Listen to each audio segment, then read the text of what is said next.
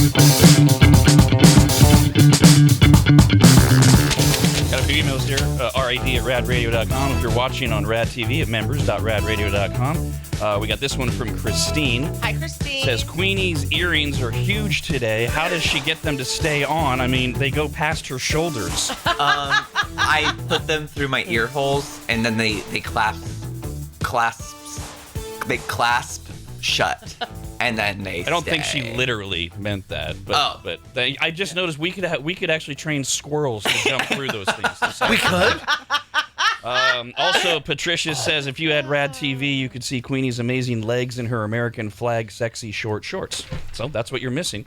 I don't know if I can get up there from here, but they're really great. Usually you see There you go.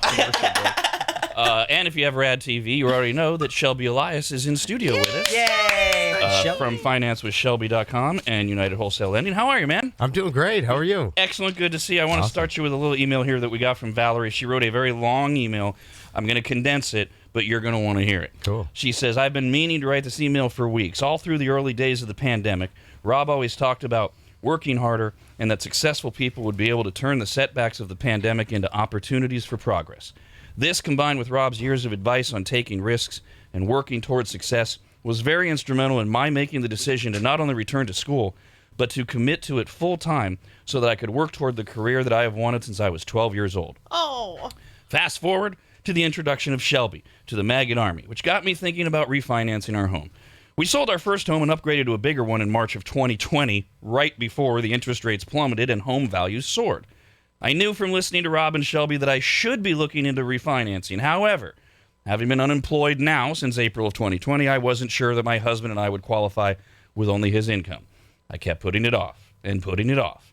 But the more I heard Shelby on the radio and the more Rob's commercials played, I finally gave in and filled out the form on Shelby's website November 4th of 2021. 3 weeks later, after an amazingly quick and easy process with a wonderfully communicative team, even with Thanksgiving in the middle of all that, we closed on our refinance. Oh, my gosh. We were able to lower our interest rate and take out enough cash to consolidate all our debt and pay off my car. Oh, my gosh. We now have no credit card debt, no car loans, almost a year's worth of bills and savings, Oh, yay. and enough to be able to pay cash for my tuition for the rest of my degree. Wow. Oh, this is beautiful. We are in the best, most stable financial situation of our lives, and it's all thanks to Rob and Shelby. If it weren't for Rob's insistence that the pandemic could be an opportunity and his introducing Shelby to the maggots, my husband and I would not be debt-free, and I would not be able to continue going to school full-time. If it weren't for Shelby's amazing team, I would not even have attempted to refinance or even known it was an option. This has truly changed our life and the lives of our whole family. You guys will never know the impact that you have. But I just wanted to say thank you from the bottom of my heart for being here and for all of us and pushing us. Beautiful. That's amazing. That's why we do it, right? That's it. That's the whole point. So, Love it. Great to have you here. Phone number is 888-989-9811. We already got a lot of email questions for Shelby. I got one for you right off the bat. These are all headlines from the last 24 hours, Shelby. Home buyers are rushing to get mortgages before higher rates price them out. Mortgage rates keep rising. Here's another one. Rapid rise in mortgage rates startle home buyers. Another one says, for some home buyers, surge in mortgage rates creates new urgency. What is going on, and how does this affect people? Yeah, so the feds met. This is something, first off, that we all knew was coming, right? We got saved by the pandemic because interest rates were going up at that point. Then when the pandemic hit, we had to buy more mortgage-backed securities. The Fed stepped in, kept rates artificially low. Okay, so now everything's been going much better. The economy is strong. We had a massive equity gain, and now it's time to start easing the buying of those mortgage-backed securities, and rates are going up. So they went up pretty fast, right? So we were sitting at 2.99, 3.1, and now rates jumped all the way up to 3.8. So there's not much opportunity for people looking to do a rate and term refinance and save monthly just by lowering their interest rate. But I don't want it to freak you out because it still makes sense for you to take cash out, okay? And, so even though maybe your interest rate is going to go up, and yeah, you're going to pay a little bit more in interest monthly, but you want to be able to access your equity in your house. Over the last few years, if you have a $500,000 home, you gained $150,000 in equity. And by you keeping those funds in your equity, say your rate's a 3.25, and you have $150,000 sitting there in equity, essentially it's only saving you 3.25%. So what you really want to look at it as is, what is the opportunity cost if I were to refinance, go from a 3.2 to maybe a 3.8? Yeah, your interest rate's going up, paying more in interest. But what could you do with that $100,000 that you could cash out? I feel so much better about. Do you remember we just had an email that has almost that exact question earlier this week, or was it a caller? And it was exactly that they were concerned that their interest rate was going up. Yeah. And I gave them the exact advice that you just offered. So I feel so much better about that. Because it goes up just a little bit, though. I mean, when you're talking. Even if it goes up a full point, it's like, okay, well, now you're paying maybe $180 more, in interest. Sure, it's going up. But now you have $100,000 or $200,000 or $500,000, I mean, in my case, I'm refinancing my primary. I'm taking out $700,000. Good God! And what I'm going to do with that $700,000, like my payment's going to go up like $3,000 a month. But if I take that $700,000, imagine what I can do with that. I'm going to make way more than $3,000 a month. It's a lot of purses. You know what I mean? And it's all relative to what you do with that capital, right? You do. I spoke to my financial advisor yesterday. I'm like, okay, so tell me if this makes sense. I said, essentially, if somebody has, say, $500,000 in equity, and they're sitting there saying, okay, I'm in a great position. Well, now their investment is not even diversified. It's all in real estate. And if the market goes down, now you have no access to that investment at all. So, you're just praying that things are going to keep going up. You have a low monthly payment, but you could probably afford more. So I said, essentially, if somebody has a 3.25, is it fair to say that that's what they're earning? He's like, well, that's a good point. I have never really thought about it that way. And I said, because essentially, if they were to take those funds out, then that's what it would cost them. So if it's, saving them 3.2 because they're keeping their equity in there and they're not pulling it out, then that's really what it's earning them. So I'm like, okay, it's 3.25. He goes, wow, that's a really great way to look at it. I said, if they took that out and they invested in the S&P 500 or some safe investment, what would that look like? And he goes, okay, let me analyze from 1950 to 2021, and we'll take a rolling period of any 5-year period. What is the worst it's ever done, and what is the best it's ever done? He said, in any 5-year period, the worst it's ever done was give you a 6% return. The best was 17. So on that investment, say you pulled $100,000, you put it over there. Now on $100,000, the worst or the best that you're going to make an additional, 6% return to 17. He said, but the best part about that is now that $100,000 is compounding. Where is it sitting in the equity of your house? It's not compounding. It's going to be $100,000 today and $100,000, whenever.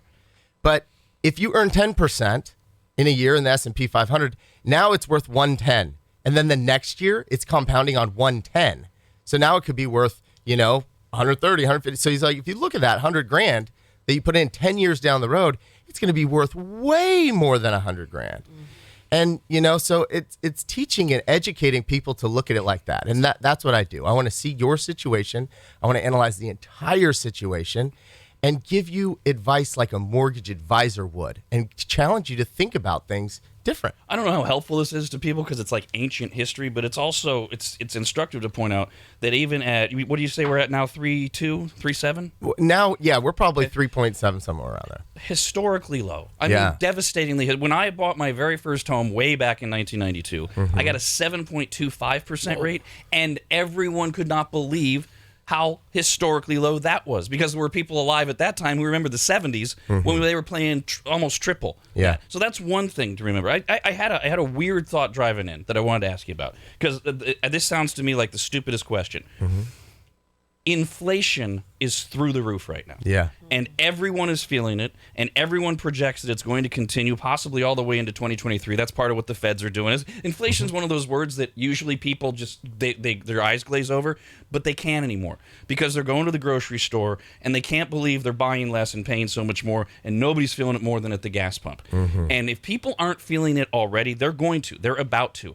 Is there any, you and I, we always advise exactly what you just talked about. If you do have equity, and we're going to talk to all of you first-time home buyers here in a few minutes, but if you do have equity, we always advise when you take it out, do something with it. Either reinvest in your home or all the things that you're just talking about. Yeah. Would you advise anyone at this point, with knowing that everything's so rough cost-wise, to take some money out and just set it aside as these prices continue? Or does that just sound totally loser talk stupid to you? Well, I mean, I don't think you should take a large chunk, and here's kind of the thing, is you always want to make sure that you're comfortable with your monthly mortgage payment. So, a lot of people that I talk to, they're like, oh yeah, I'm paying extra on my mortgage. Well, why? What is that going to save you? It's What do you mean? They're paying more. Yeah, they're like, into I'm chunking this down. It's like, okay, well, you're chunking it down to save yourself 3.2%. So it's like, you're okay with that return? You would never tell anybody that. You're like, man, I'm doing great. I have $500,000 invested in my house, and I'm earning 3.2. No, you'd never ever tell anybody that. It's a bad investment. So the way that you look at it is you say, okay, how much equity do I have in my house? If I were to refinance and pull cash out, first off, where could I reinvest that to get a better return? But also, could I get some money that I would sit on the sidelines? And then what's my new payment? And that's why it's so important to just analyze this stuff. Call in. It doesn't cost anything to go over your particular situation and come up with a game plan. If you want to look at possibly, I hear this one all the time. I am moving out of California in the next 5 years. Okay, perfect. Well, how many other people do you think are doing that, right? In Tennessee, they saw a 39% increase in 1 year. 39% increase of people moving into Tennessee. So if you're thinking about moving into Tennessee in 5 years, everybody that just moved last year, those are the people that are jumping first. Like, geez, how did you go that fast? Man, they just picked up and moved. So what is it going to look like in 5 years? So what if you took out some of your equity that you have here and you just redeployed it wherever you want to be? If that's Tennessee, Texas, Wyoming, wherever you want to go, Oregon, I mean, wherever. And so now also you're doing is diversifying your portfolio. And now you're taking it here, you're putting it here. Now this property is going to rent out, and this is going to cash flow enough to pay that property there. But when you're analyzing how much equity that you should take out or what you should do with it, it all depends on what it's going to do to your monthly payment. So if you could take $100,000 and your payment only goes up, $250, and you're comfortable there, then yeah. We pull back returns on everything else. You make money in the stock market. When it goes up, you pull back your returns. But nobody ever pulls back their returns on their mortgage. And we just made a ton of money in equity. I was talking to one of my friends last night. I said, hey, Joe, he works for me, by the way. I said, hey, Joe, what position would you rather be in? If the market crashes, would you rather have $1,000 monthly mortgage payment or $250,000 in the bank? And he's like, man, He had to think about this? he's like, I know where you're going here, but it just sounds like I should probably keep my equity. If the market's gonna maybe go down, like I want more equity, but that's not the truth. It's how many monthly mortgage payments can you supplement if you had $250,000 in the bank? So even if it does go down, you're in a great spot to ride this thing out and think about all the other opportunities that are going to be there. So it's like you can hedge your bet. You want to make sure that you diversify everything. So make smart choices, start reinvesting in yourself, taking the money out, going to college. It's a great move. So it's just, there's a right way to play this game. And I love that we talk about it because it opens up so many people's eyes. Yeah, you are everything most people are not taught when you come here, honestly, because when you're talking about when you were bringing up that someone is paying extra on their mortgage, those are the things we're taught. Yeah. Pay off your house. You have some financial big ones, big names out there that tell you don't have debt, which it's a good idea to have zero debt, but they even mean your house, right? Yeah. And so that people get caught up in that and they don't think that, and they also don't think to take. It scares a lot of people to take equity out because in their mind, that's their down payment on another house, right? They're thinking that, but there's no guarantee in that if the market flips or switches or whatever, but that's the mindset, right? But they still have that money, right? If they do something else with it, they still will have that, right? And so like you open the mind to that. It really is like, I'm blown away every time because people always ask the difference between like super successful people like y'all. And I know I've said this before, but it's true. It's mindsets and the way that they think, and anyone can do it. You just have to tap into Rob and Shelby's brain. Well, Get all their ideas and do it. You go back to her to the first email we said, and I'm just not wired in a different way. When the pandemic hit, that's exactly what I said. Opportunity. I got to figure out where it is. Yeah. And we've done pretty well since then. Phone number is 888-989-9811. Emails rad@radradio.com. Multiple questions here from Jolene. First of all, you kind of alluded to this, Shelby. She wants to know, do you think there will be a housing market crash? Mm-hmm. And if so, when? Every time I've asked you that before, you've said, I see a plateau coming. Do you see a crash or do you see a plateau? No, so we talked about this like probably at least a year ago. I've been shouting this from the rooftops. It's an inventory shortage. So right now, the demand far outweighs the amount of inventory that we have. So in Loomis right now, that's where I live. I live in Loomis. And in Loomis, there's 9 listings on the market. 9. Only 9 houses. That's it. Jeez. So the inventory is incredibly low. And this isn't just something that's in California. It's all over the United States. So how long is it going to take for builders and such to catch up? And so, no, I do not see that the market, is crashing. Interest rates going up is good. That's exactly what we needed to happen, because what it's going to do is it's going to kind of start to slow down that demand a little bit.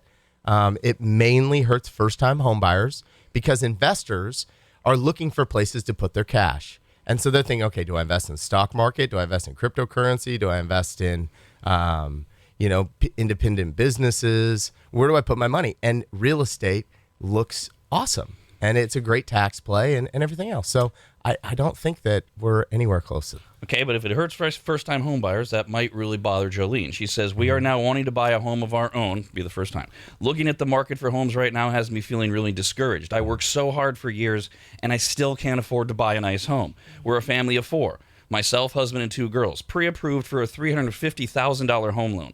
The market right now is telling me that I can only afford to buy a double wide built in the 80s with neighbors so close they can hear me sleeping. What do you think we should do? Should I just rent a home or apartment and wait out the market? Man, so you got to hear that story a lot. I know, I do, and it really stinks. We're talking about the mindset thing. What I would do is, instead of thinking about investing in your house, you need to start thinking about investing in yourself. That's where you got to go first, because if you can afford a $350,000 house and you want to stay in California, you have to first think about, how am I going to earn more money, right? And that's really what the answer is. It's a tough answer. It stinks.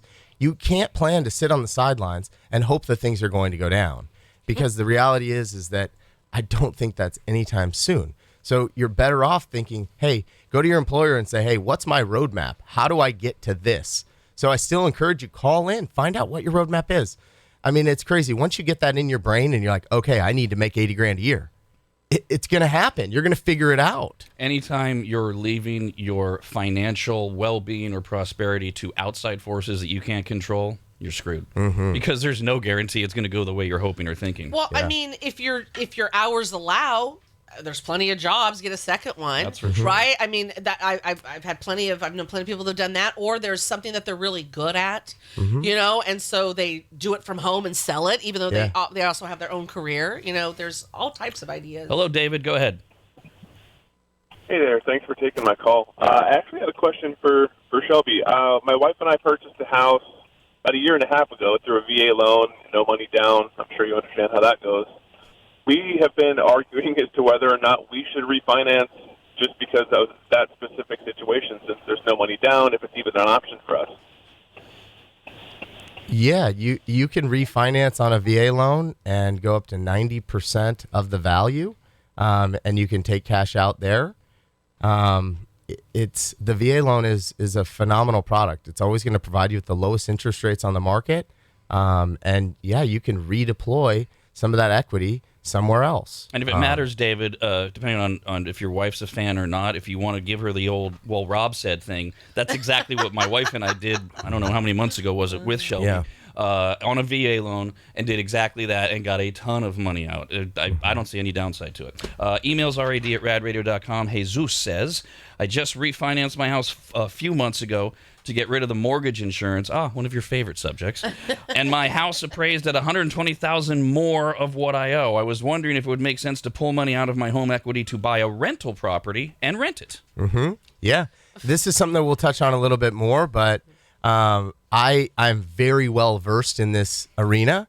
And how you can figure that out is what you do is you'd call in, we'll go over your particular situation, we'll look at, okay, if you were to refinance, how much does your current payment go up? And then we think about, okay, how much are we going to put down from the equity in your house? And then we can look at what are the future rents? How does that compare? Are you going to cash flow? I can coach you on how do you find a good renter? How does this whole process work? But yeah, that is a phenomenal opportunity. I've done it many times and I continue to do it myself. Let me touch more on this since I mentioned it and I know it's a subject of yours. Lots of emails about mortgage insurance. Leanne says, my fiance and I just bought a house in January this year, January 2021, so over a year ago. We pay mortgage insurance. Can we get rid of it or do we have to wait? Sorry if this is a stupid question. Matt says, who does mortgage insurance protect? Is it the homeowner or the lender? You hate mortgage insurance. What do you say to all of them? Yeah, so mortgage insurance, typically you need 20% equity in order to get rid of your mortgage insurance. We do have a product right now called the MI Buster. That product will allow you to get your mortgage insurance off or not have monthly mortgage insurance if you have 10% equity. But traditionally, you want to make sure that you have 20% equity. Over the last year, we've had some crazy growth. So if you think you're there, we can analyze that situation. You always want to get rid of your mortgage insurance. And with the rates rising, we're going to see 2 more increases this year. So you want to do it as soon as possible. Because if interest rates go up too much, then from where you're currently at to where they are now, you might be stuck paying your mortgage insurance forever because you can't refinance. Here's a guy who doesn't want his name used because he says, I'm supposed to be working and I know my boss listens. Oh, God. But great question that leads us into, I promised we would get to this. My wife and I are looking to buy our first home, but we don't know where to start. Should we contact Shelby first or find a realtor first? How do we calculate how much home we can comfortably afford and how much cash on hand will we need for the down payment and closing costs? We haven't touched a lot on the fact that they can actually contact you for both simultaneously. And then while you can start the financing and answering all those questions, there's a lot of people who don't have real estate brokers and don't have relationships, but you sure do. Yeah, yep, exactly. So we have a real estate company and we have a mortgage company.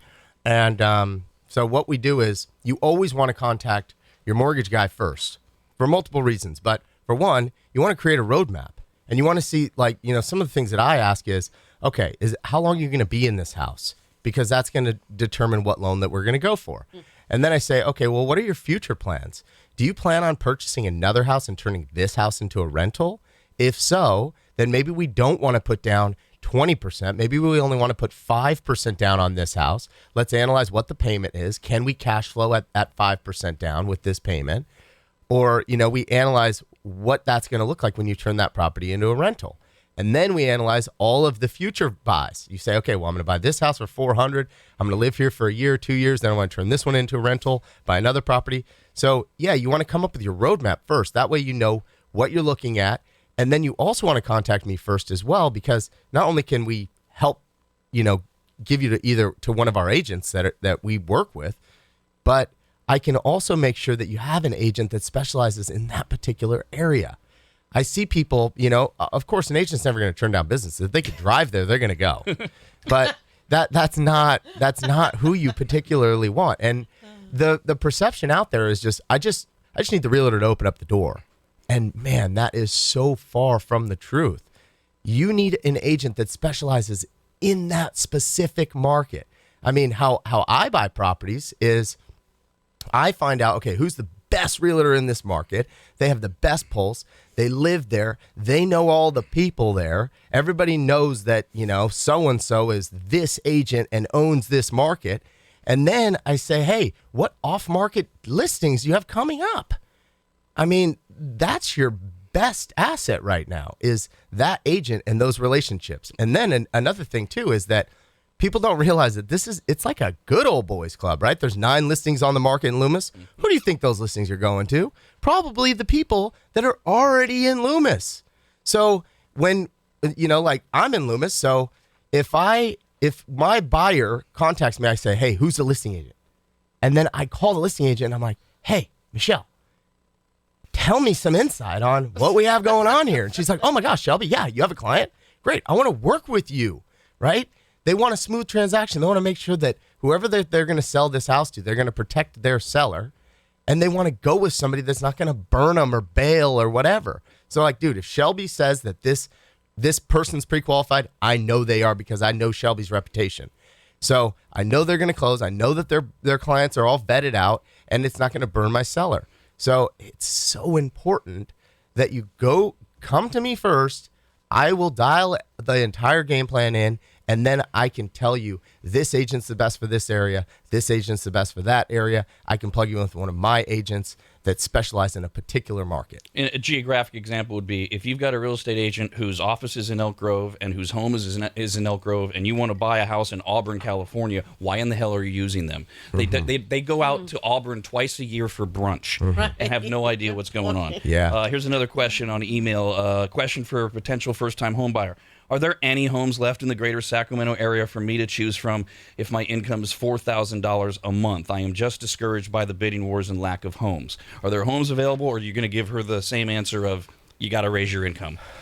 It's going to be tough, and I think that you have to kind of look for some of the little pockets, maybe it's like a Georgetown, it's like something kind of random, like a Pilot Hill, Galt.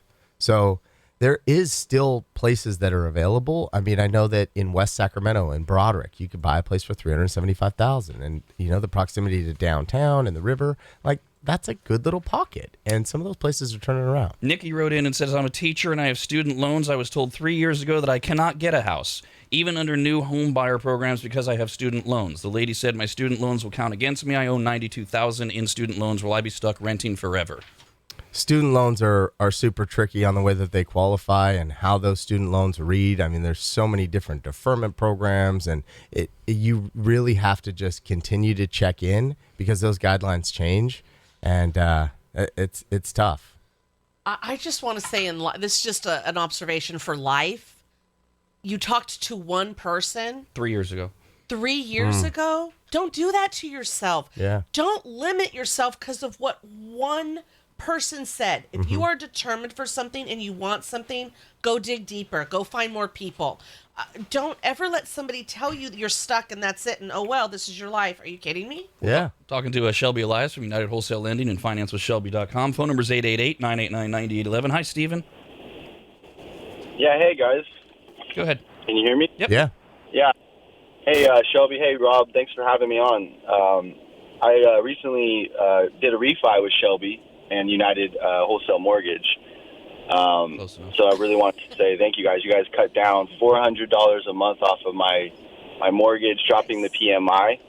Wow. And it was simply a value of increasing the value of the house by doing an appraisal and dropping my debt to value ratio from 94% to 61%. Wow. Nice. Increased like $200,000 liquid capital. So Wow. you guys just saved the day doing a little workaround by doing an appraisal that was previously appraised using federal criteria. And now that I didn't have to follow that same criteria, I was able to increase the value by simply appraising the house, dropping the PMI. This goes Yep. to Dawn's point about the previous letter writer and what Shelby does. They'll always find a way if there is one, and the no is not the answer until there's no other answers Just left. knock That was a great example of dealing with somebody that is experienced, right? You deal with somebody, like a retail lender or somebody that maybe is newer in the business, that doesn't have the experience. What they did was they just took the automated, value. And so he tried to refinance. They took the automated appraisal, and it didn't look so good. But that was the easiest route for them.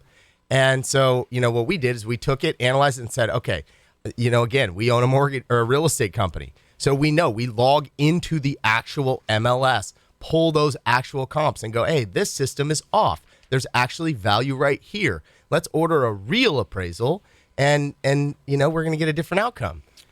It's crazy. By the way, sometimes you and I can talk past people. I mean, here's a very reasonable question. Josh wrote in just now and says, when you say you can take cash out, what exactly does that mean? Do I have to pay it back? I owe $400,000 on my house, and it's worth $560,000. So he's got $160,000 in equity. What's the dumbed down way you tell somebody? What do you mean I can take cash out? Yeah. That's a really good question. So let me kind of dumb this down. So when you purchase your property, say you put 5% down, okay? So you put 5% down on your house, and now you own this house, and it's it's a $500,000 purchase, okay? You put 5% down, you bought it. Now that house goes up to say $700,000. Now it's worth $700,000. So now you have all of this money that you made. Essentially, you started with 5% equity, which is cash that's in your house, and now you have another, $200,000 that's sitting there. You have no way to access that $200,000, but it's your money. It's sitting there. We call that equity. Equity is just cash that's sitting in your investment, which is your house. Doing nothing. It's just sitting there, okay? Now, what you can do is you can call in, apply to get that cash out, and that cash goes directly in your pocket. So literally, like, I can get somebody access to that cash that's sitting in their equity in their house in 30 days. It gets directly deposited into your bank account. So what we're saying is, don't just leave it sitting there. Whatever your interest rate is right now on that, that's what you're essentially earning on the cash that's sitting in your house. So you can call in, say, hey, do I qualify to take some of this money that's sitting there out and reinvest it somewhere else? And what we do is we analyze your credit, make sure that you have a good enough credit score.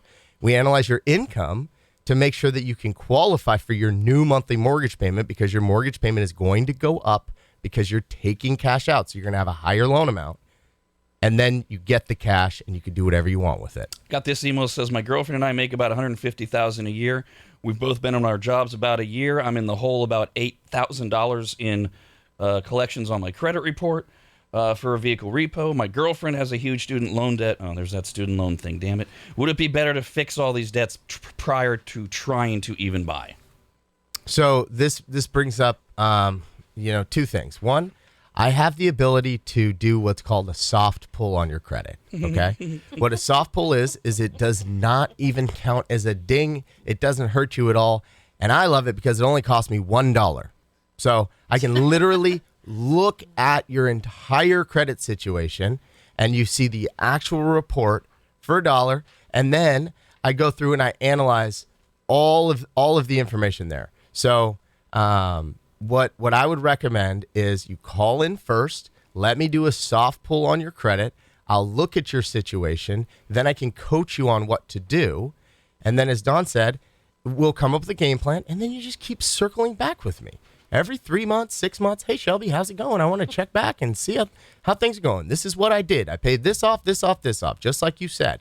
Perfect. We look at it. Yes, your score went up. Here's where you're at. Do this, this, and this. Perfect. Circle back, circle back, circle back. We'll get there. Hello, Trevor. Go ahead.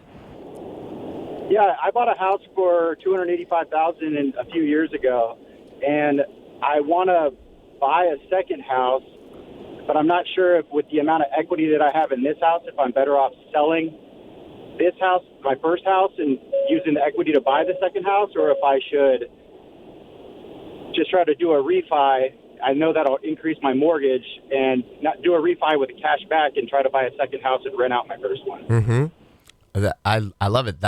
I love that particular situation.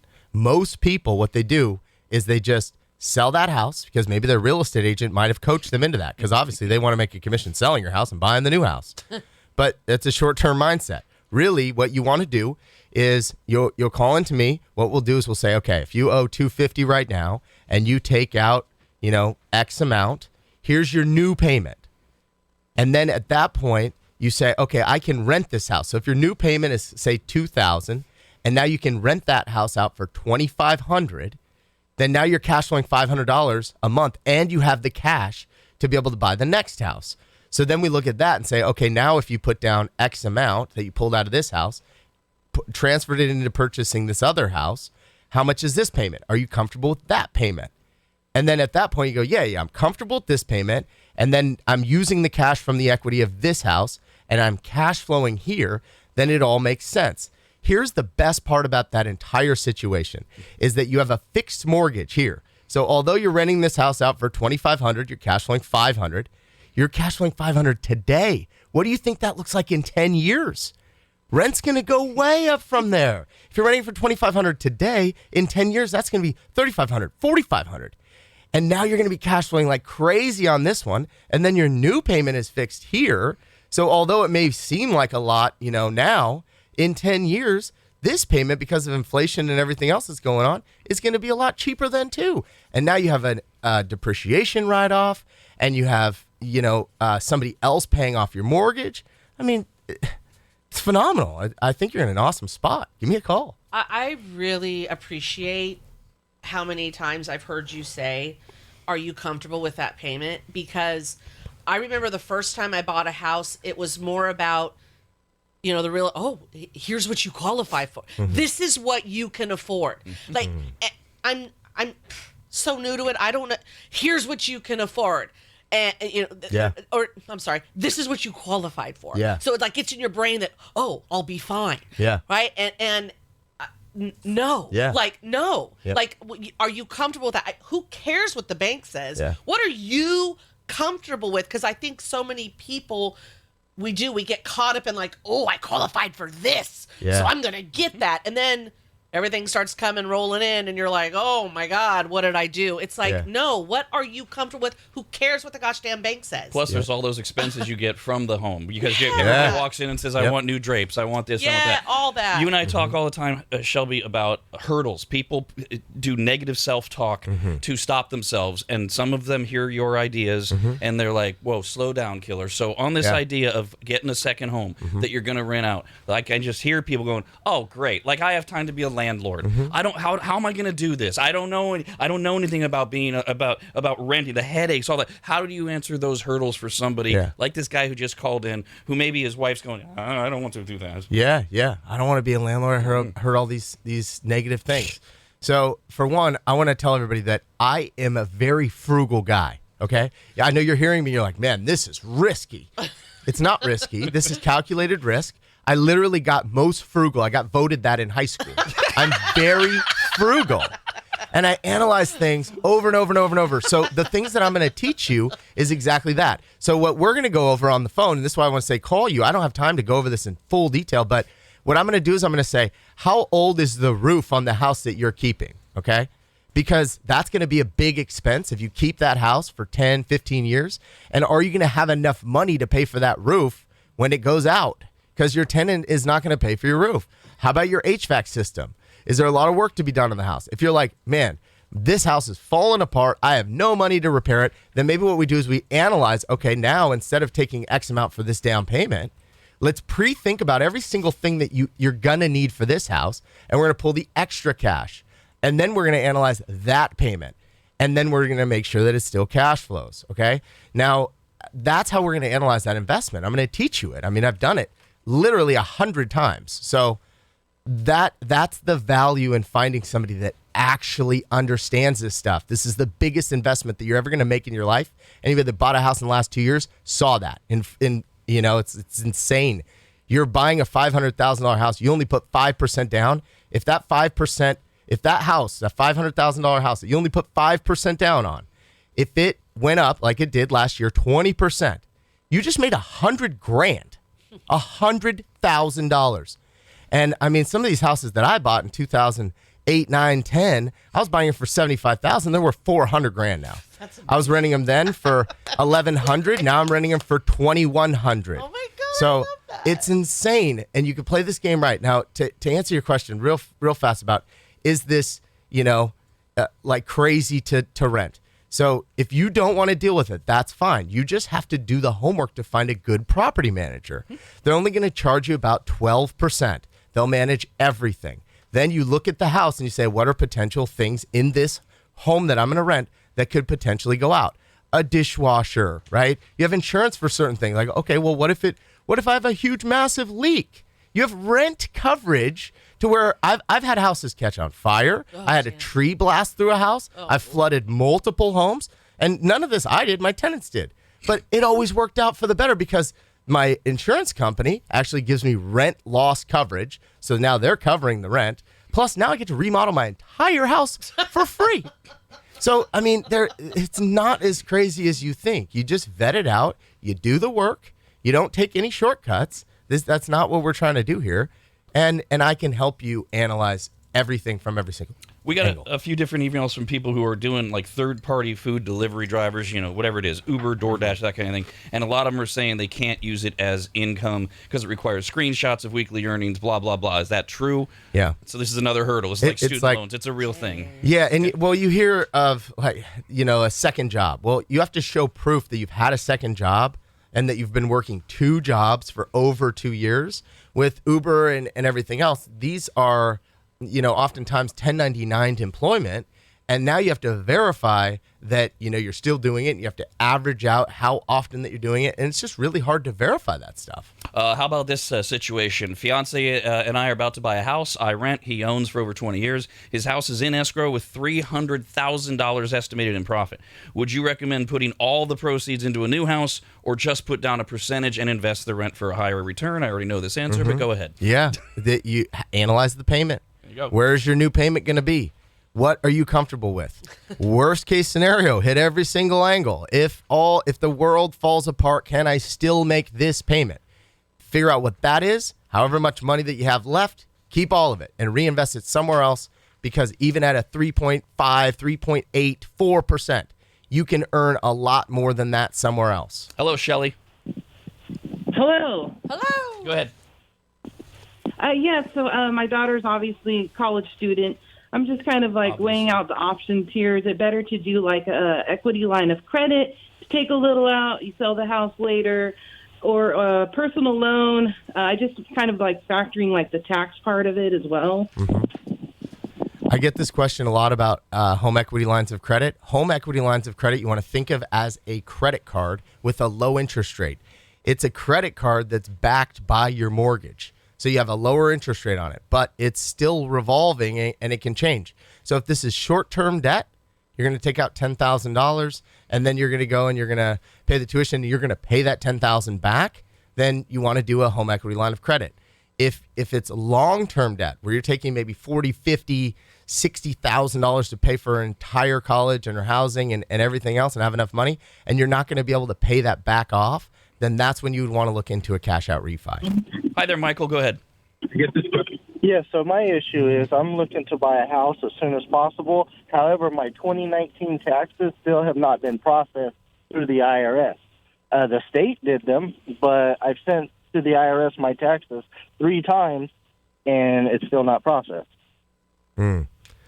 So you can go down to the local IRS office and you can wait and get a stamped return from them. They'll actually stamp your return and you can pay. They'll cash your check. That's for sure. You send a check in, they're cashing it regardless of even if they know what it's even for. So send the amount that you owe. They're going to cash that check in like literally 1 week.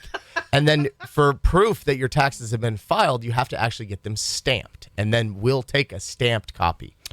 Chris, this is a question we get all the time. Says, after I refinance my house and pull out the cash that was equity, does that affect selling the house in the future if the house market drops? That's the first objection always to doing home equity loans. Oh my God, what happens when the value of my house goes down and now I owe more on it? Yeah.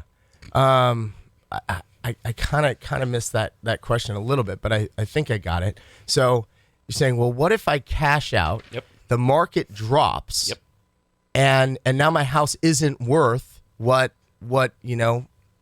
it's not worth the same anymore, right? I'm upside down, right? Right. Okay, so here's why it was so scary in the past.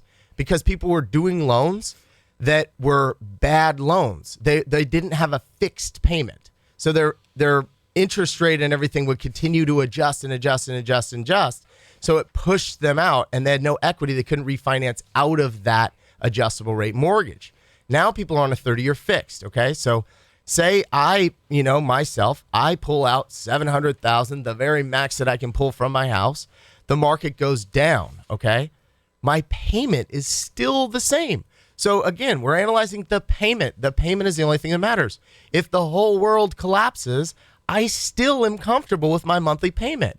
And then I think of that as a win. Now I have $700,000 sitting there.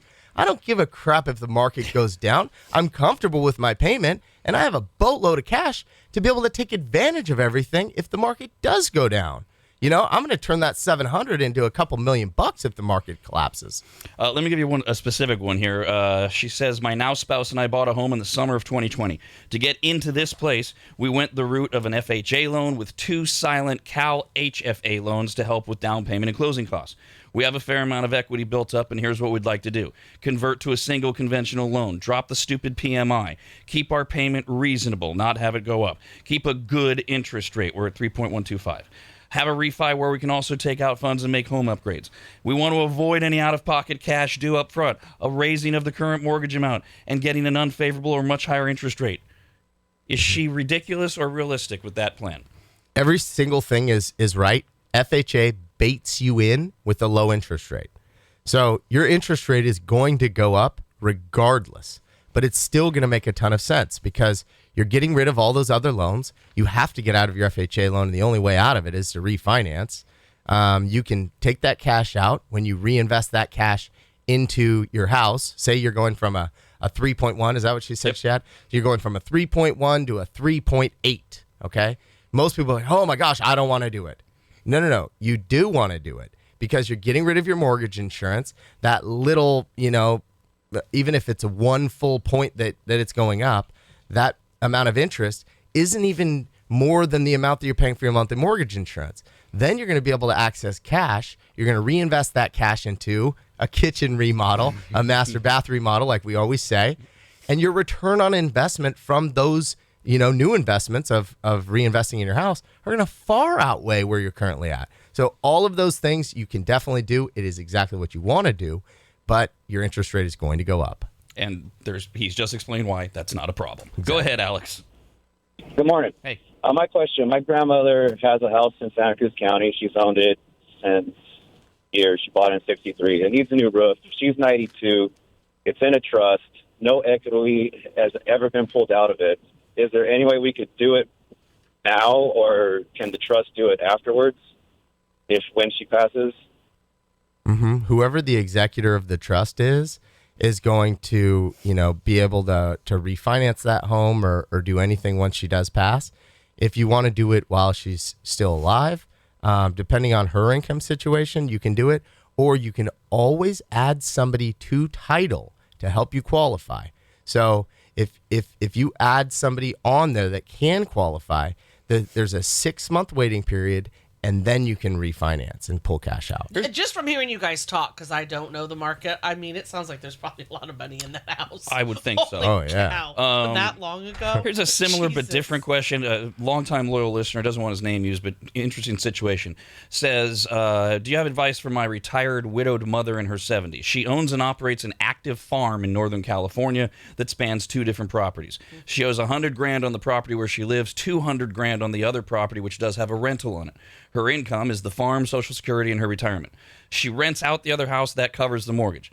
The value on Zillow lists both properties over $500,000, but it's a rural area, not much to go on. Due to the pandemic, a lot of the events where my mom makes her money to cover farm expenses have been canceled. Things are starting to get tight. I've told her to contact you, but she either forgets or is nervous. Is there anything that can be done for her? She doesn't necessarily want more cash. She just wants to reduce her payment. So, like I just mentioned, right? It sounds like her income has been, hit, and that's probably why, she's feeling like she can't qualify. So what you can do is she can add her son, whoever, it doesn't matter, add someone to title. And at that point, you have somebody else on the title of your home.